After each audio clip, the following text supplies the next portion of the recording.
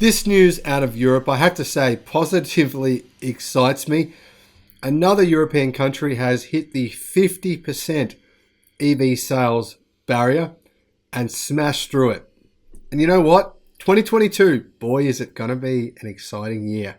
Hello, my friends. You are watching The Electric Viking. My name is Sam Evans. I'm coming to you here from Melbourne, Australia.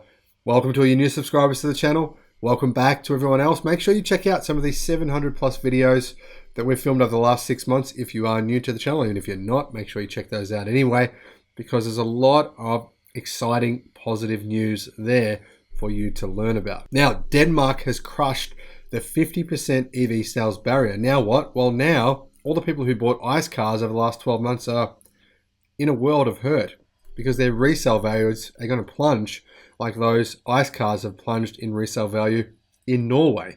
The same thing will happen across a swathe of European countries over the next 12 months as people start to realize that their antiquated petrol-powered vehicles are exactly that, dinosaurs. Now, Jesper Berggren reports for Clean Technica that he's curious to know what characters like Nikola Tesla, Thomas Edison, Hans Christian Ørsted, and Michael Faraday would think about the current shift in the world's energy systems. Well, Mr. Ørsted and Mr. Faraday would probably think mostly about the technology emerging right now as an only natural extension of their own work, and not give much thought to the fact that the source of most electricity for more than a century has been fossil fuels, and that this electricity had not even been used for transportation. What the heck? It's a good point. Now, Mr. Tesla and Mr. Edison, on the other hand, having witnessed the rise of the fossil fuel world order, would probably sigh heavily and think it was about time, given their hard work more than a century ago. And I'm going to say, I agree. Now, all of those guys would be pleased to know that 2021 was the year that Danish motorists made the choice to go electric in personal transportation as a logical alternative to horses polluting the streets that he would have been accustomed to. Now, the great news is that some of the most popular electric models sold now, the Tesla Model 3 and the Model Y, are powered on the rear axle by a permanent magnet switched reluctance motor based on the reluctance machine patented in 1838 by W.H. Taylor, after Mr. Ørsted himself had discovered electromagnetism in 1820. By the way, a philosopher by the name of Gian Domenico Romagnosi had allegedly described the phenomenon of electromagnetism in an Italian newspaper back in 1802, but even though he did get some credit for this, it mostly went unnoticed. André Marie Ampère should also get some credit for working hard to understand the concept of electromagnetism, which he called electrodynamics when measuring the flow of electrical currents in circuits. Now, getting back to the present, the Association of Danish Automobile Importers reports that in December 2021, the share of electrified passenger vehicles, including both battery electric vehicles or BEVs and plug-in hybrids or FEVs, has surpassed 50% for the first time in history. Now, the exciting thing here is that it hasn't just surpassed 50%, it's smashed through that barrier. It actually hit 58%. 58%. That's insane. Now, this has happened a lot quicker than anyone predicted it would. However, it seems more like a catch-up effect, seeing as its close neighbor, Norway, hit that barrier past it a long time ago. Now, what does this 50% of EV sales actually tell us, right? This apparent halfway there news, well, it's actually more than halfway since we're 58%, comes with some claims, right? The first of those claims is we are not just over halfway there, we are nearly done. In Denmark, that is. Now, the second, electric vehicles will not save the planet. Sustainable electric generation will. I agree with that. We should think further about how this will help change the entire global system. Now, Jesper says that he remembers thinking in 2016 when electric vehicle sales in Denmark had crossed the 1% mark. Get that, 1% in 2016, and now we've just hit 58%. Wow. That we had reached way past halfway in sales of electric passenger vehicles, which from my perspective was measured from a day back in 1997 when I saw the Citroen Saxo Electric being sold in Denmark. If you live in the United States, you might see the General Motors EV1 from 1996 represent that milestone, even though they were all crushed. Now, the EV1 was without a doubt a more mature EV that GM had put a lot of innovation into. Too bad they chose to kill it. But the Citroën Saxo Electric felt like it had some genuine utility, despite just being an electrified ordinary Saxo with a shorter range. Now, Jesper says it was the first EV that he really considered buying. However, it would be almost 20 years later that EV sales finally hit the elusive 1% market share, realized by the popularity of the Tesla Model S in 2015. Well, now we have well and truly passed the 50% mark in Danish plug-in sales of electric cars. In his opinion, in Jesper's opinion, that's not half the way to all electric vehicle sales. That's practically the end of the run, and I have to agree with that. Norway went from 50% in 2018 to 90% today to plug-in vehicle sales, and I cannot imagine Denmark, or any country for that matter, will follow a slower trajectory than Norway, because with EVs reaching price parity with ICE vehicles now, incentives are not even needed anymore. In addition to that, the number of models and their prices decreasing makes them much more available to the marketplace than they were to Norwegians last year. So, what does that mean? It means it's over. It's a done deal, at least as far as EV sales share, that is. Very soon EVs, and soon enough, just electric vehicles will be the only form of passenger vehicles being sold in Denmark, with buses and trucks to follow suit.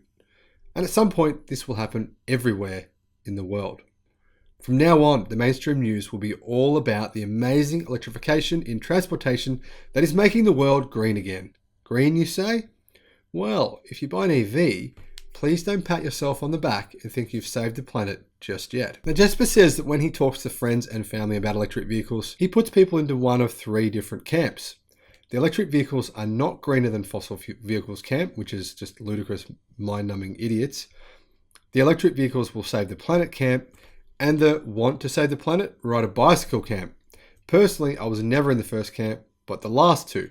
I've been in both.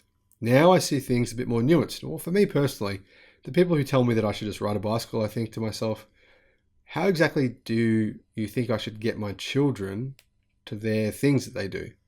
By riding a bicycle for 30 kilometers? Is that really feasible? Not really.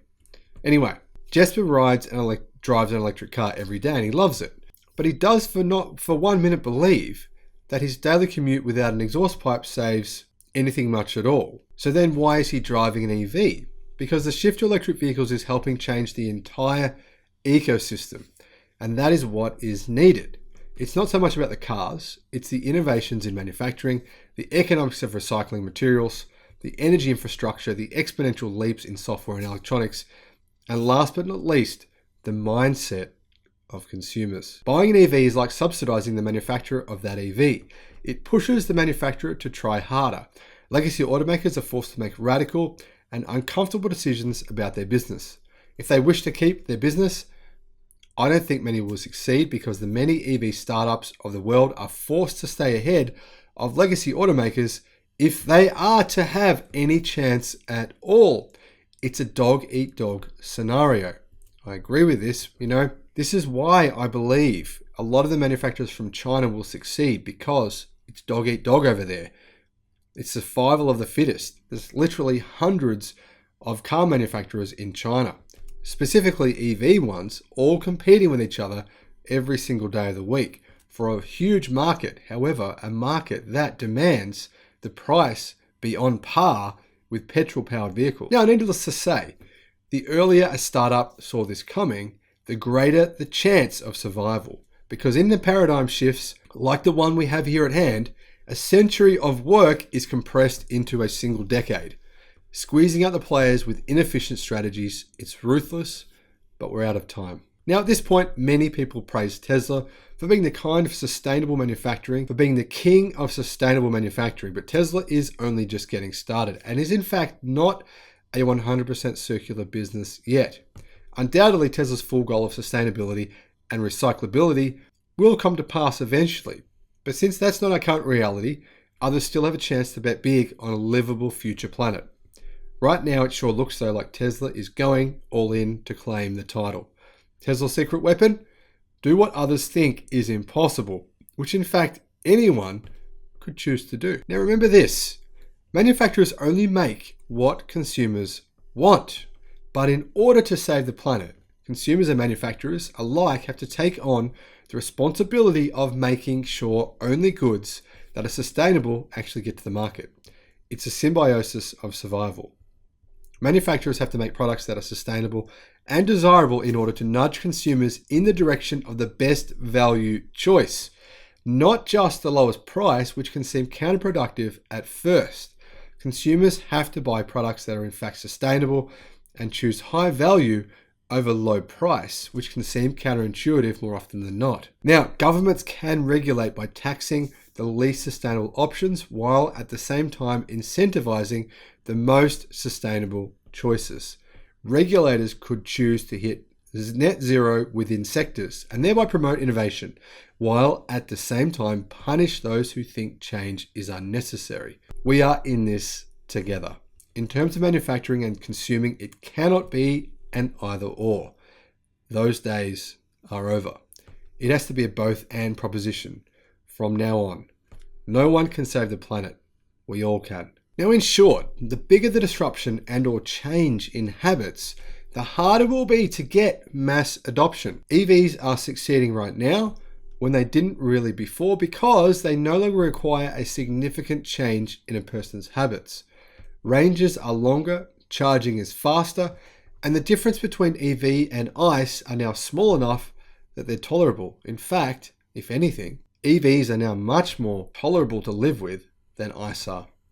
Thanks for watching the channel. Let me know what you think in the comment section below.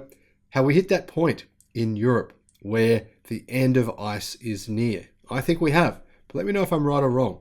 Thanks for watching, and I'll see you again on the next one. Bye-bye.